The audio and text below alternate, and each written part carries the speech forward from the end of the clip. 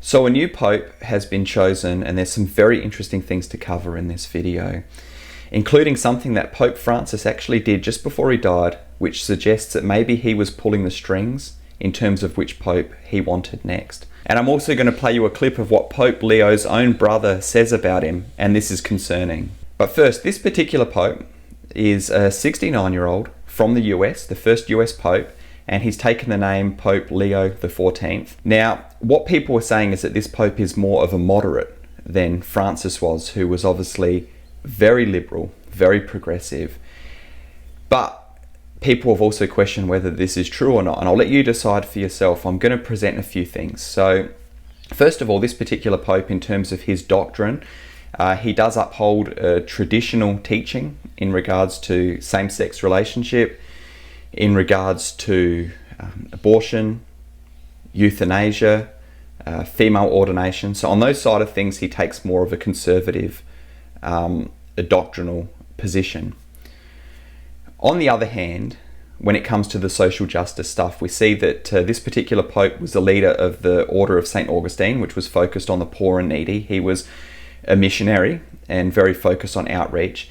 Now, those particular activities in and of themselves are good things to focus on the poor and needy and to outreach people. But at the same time, we have to ask ourselves, where is this leading? What is his actual position on this? And one word that I keep seeing coming up is inclusivity, which rings alarm bells in today's society when we're thinking of more liberal-leaning ideologies. This particular pope is someone who is outspoken on immigration, very much against countries limiting immigration. He's presents it in the guise, as same as with Francis, of a compassion, but not taking into account other factors that are at play. He's also someone that is an advocate for climate change and climate policy and all of those sorts of ideologies, very similar to Pope Francis in those regards. Now, he's also said, in terms of those communities like the LGBT and all of that, that he wants to reach out and have conversations with these people. Now, having conversations is okay, but what more is he talking about there? I'm not sure. Time will tell. But I want to get to what Pope Francis did just before he died in relation to this particular new pope.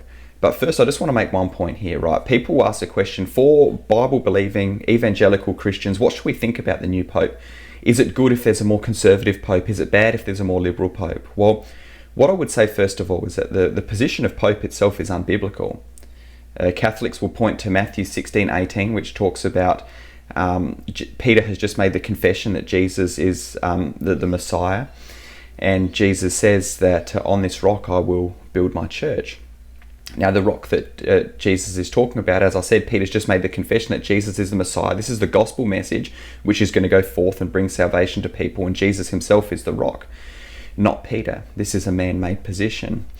Now, if there is a conservative pope on certain issues, it's a good thing that he's not leading people into huge error on particular issues. But at the same time, like with Pope Francis, he was very liberal, and he was so far away from so many fundamentals of the gospel that people actually realize he doesn't even understand the gospel.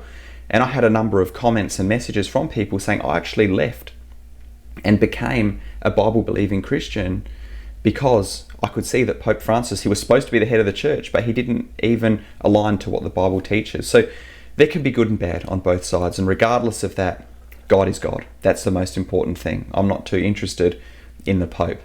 I'm more interested in preaching the gospel. Now, as I said, time will tell how moderate this Pope really is, or if he is progressive, and if he is simply a continuation of Pope Francis. The interesting thing is that earlier this year, before Pope Francis died, he did something involving this particular Pope, who was then a cardinal. He actually appointed him to the highest rank of cardinal, which suggests that this Pope, Pope Leo XIV, is possibly Pope Francis's choice to continue what he was doing in the papacy. So here's what Pope Leo's brother says about him in relation to Pope Francis. I was going to say, how is he different from Pope Francis? Or will he be different? I don't know that you'll see a big difference.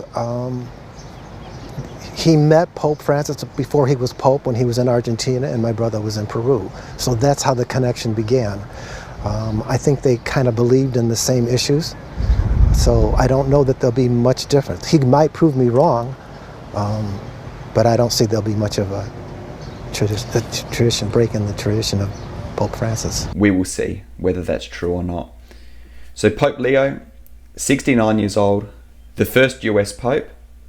We'll see what happens, but regardless of what happens, Jesus Christ is Lord, and we will continue to proclaim the truth of Jesus Christ and pray that many will come to believe in him and become Bible-believing Christians, not trusting in the traditions and man-made doctrines of man. Leave your comments below. Talk to you soon. God bless you, friends.